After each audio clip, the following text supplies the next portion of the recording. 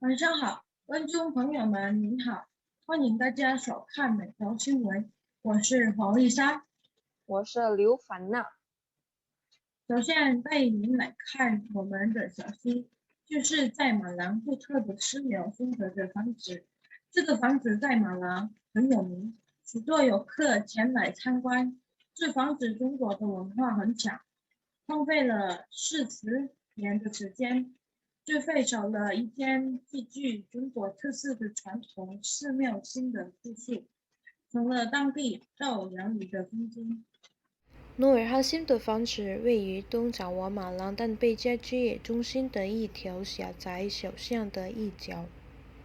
房子的外观引人注目，因为它是按照中国古代建筑风格建造的，以红石和金饰为主。努尔哈赤和他家人住在这座建于1980年代后期的房子里。最初，努尔哈赤从地基开始，一点一点地在空地上开启了房子。然后在2007年，他试图通过将房子的外部装饰改变成今天的样子来做一些不同的事情。独特的是，这个每天都在做书上的人没有背景建筑或土木工程教育。他在没有专家或建筑上帮助的情况下，自己起草和完成的所有家务。由于努尔哈赤没有自己购买所需的建筑材料，施工过程经常停止。这种情况目前发生在 COVID-19 大流行期间。努尔哈赤说，他梦想中的女佣只完成了60%。Artinya ini belum selesai, Pak? Belum, 60% saya berhenti dulu. 60%. Berarti sampai sekarang udah berapa tahun Bapak membangun? Kira-kira 15 tahun. Sebetulnya itu kendala ya ada sih mas ya kendala. Pas kehabisan dana yang mandek dulu. Oh masih kurang banyak ini. Dalam-dalam masih di depan di samping-samping masih belum. Memang ada rencana, sudah saya gambar gitu. 虽然努尔哈赤独特的房子的存在并不为马兰居民所熟知，但这座房子是成为游客拍照留念的目的的之一。Metro 新闻正义报道。接下来是面试环节，我请鲁芬娜。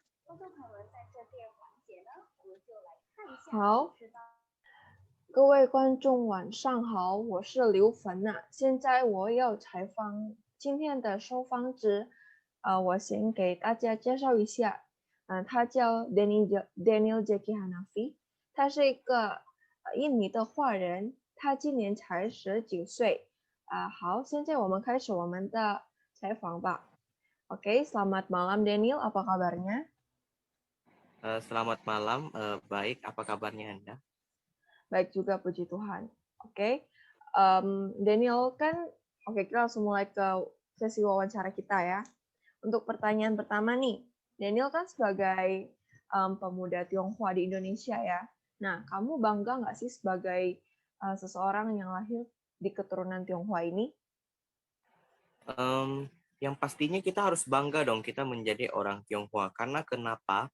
Karena budaya kita ini budaya yang kaya akan culture ya.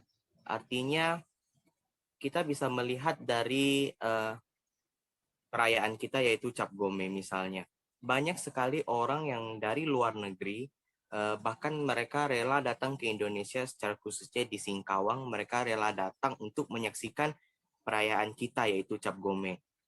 Kita bisa lihat orang luar saja mau dan tertarik dengan budaya kita. Kenapa kita yang memiliki budaya tersebut kita sendiri nggak bangga akan budaya itu? Ya pastinya kita harus bangga. Kita ambil contoh Cap Gome tadi lah ya. Oke. Selanjutnya saya ingin bertanya nih, Daniel kira-kira sering update nggak sih tentang berita tentang kebudayaan kita ini? Misalnya kalau di TV ada Metro Siwon, nah kalau misalnya di YouTube, di Instagram kan juga banyak tuh kayak berita-beritain tentang kebudayaan kita. Kamu sering update nggak sih tentang hal-hal seperti ini? Kalau misalnya dibilang update banget sih enggak. Cuma ya sesekali pernah mencari tahu tentang cap gome misalnya. Ya sesekali aja, enggak sering. Jadi sesekali lah ya. Nah, kalau berarti pernah kan? Nah, setidaknya pernah gitu. Daniel pernah nggak sih kayak mendengar atau melihat tentang berita rumah unik bergaya kelenteng di Malang itu pernah nggak? Oh ya, pernah. Pernah ya. Nah, menurut kamu sendiri, pendapat kamu tentang rumah seperti itu gimana sih? Menurut saya itu cukup menarik ya, karena jarang sekali, apalagi di dunia saat ini yang zaman yang sudah modern, jarang sekali orang mau menjadikan rumahnya, bahkan rumah pribadinya dengan desain Tionghoa itu. Apalagi kan kita tahu desain Tionghoa itu desain yang identik dengan zaman dulu, artinya jarang sekali orang mau mendesain rumahnya dengan desain kuno. Ya, tapi itu cukup menarik bagi saya. Ya, jarang banget sih, iya bener. Kayak udahlah, itu kan lebih kayak kelenteng kan biasanya rumah ibadah ya. Tapi malah Ya. didesain jadi rumah pribadi tempat tinggal. Jarang sih, tapi unik gitu ya.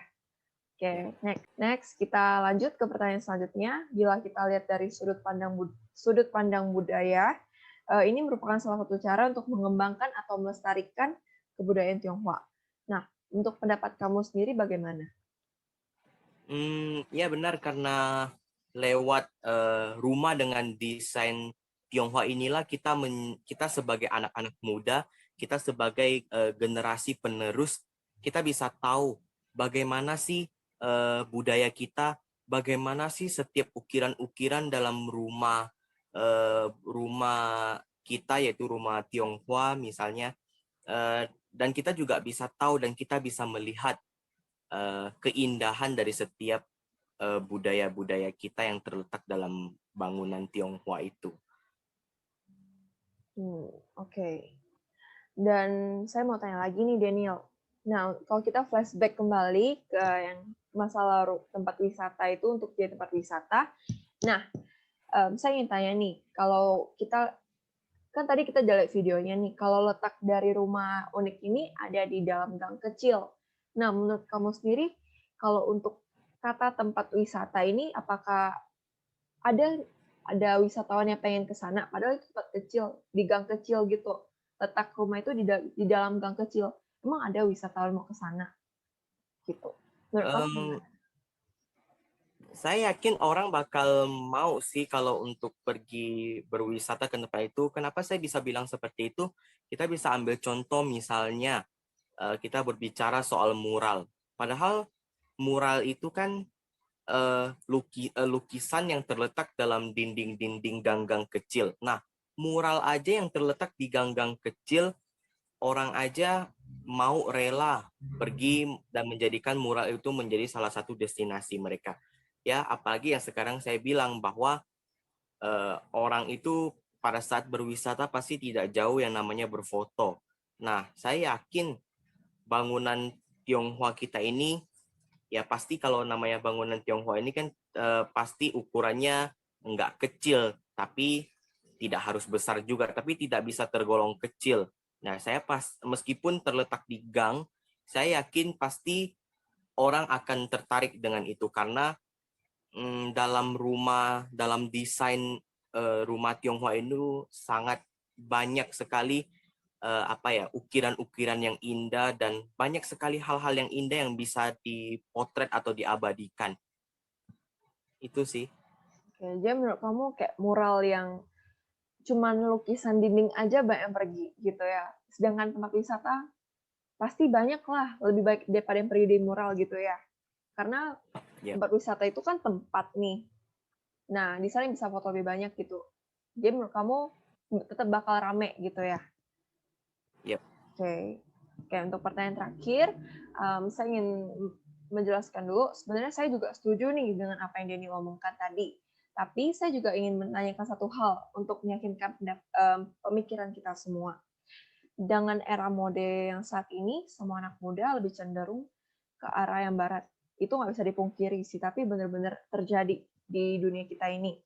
Nah, dan juga tidak sedikit anak muda Tionghoa seperti kita yang juga ke barat-baratan gitu loh dan menganggap gaya timur ini kayak ketinggalan zaman. Jadi mereka nggak ngelanjutin lagi kayak ya udahlah aku bodo amat nih sama yang era timur ini, aku mau yang barat-barat aja nih.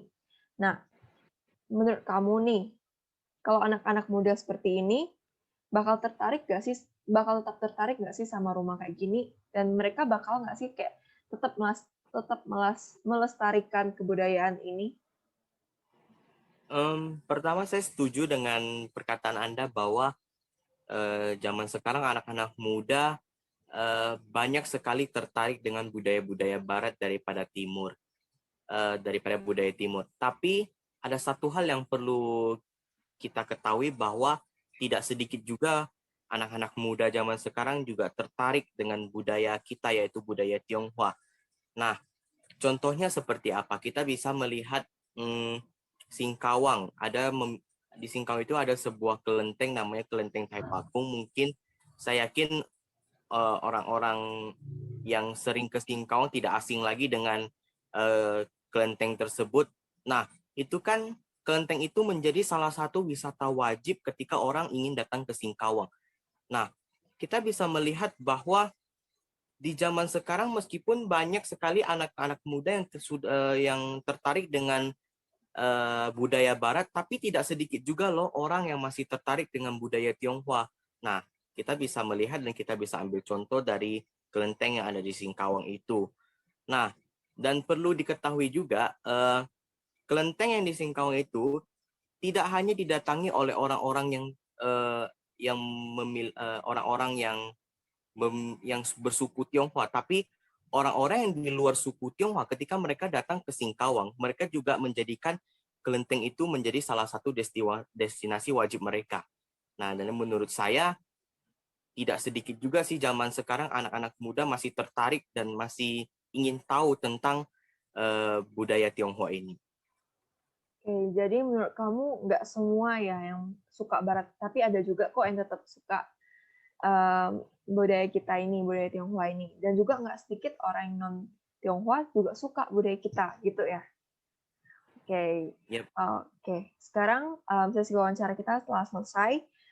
Saya ingin berterima kasih banget buat Daniel untuk waktu yang disediakan, dan juga untuk jawaban-jawaban yang sangat baik, yang sangat luar biasa, yang sangat memotivasi kita semua untuk tetap mencintai kebudayaan kita ini. Oke, saya akan merangkumkan isi dari wawancara pada hari ini menggunakan bahasa Mandarin. 从我们的受访者所说的，我们可以得出结论：只要人们有继续发展它的文化的意图，这种文化就可以继续发展了。还有，对一般人来说，这个家其实没有什么意义，只是一个红红的家。但是我们千万别这样想，因为这个是我们的文化，发展这种文化是我们的职责，热爱我们的文化是我们可以做的一件小事，来保护我们这种的文化。我们应该为我们的文化感到自豪，因为维护一些东西并不容易，因此，虽然我们仍然有机会保护它，但我们必须尽最大的努力，使文化更为公众所知并更出名。好，今天的采访已经结束了，希望受访者刚才说的对我们所有人都有用。好，我们传达的消息到此结束。我们来自新闻地铁，我是黄丽莎，我是刘凡娜，谢谢大家，再见。再见。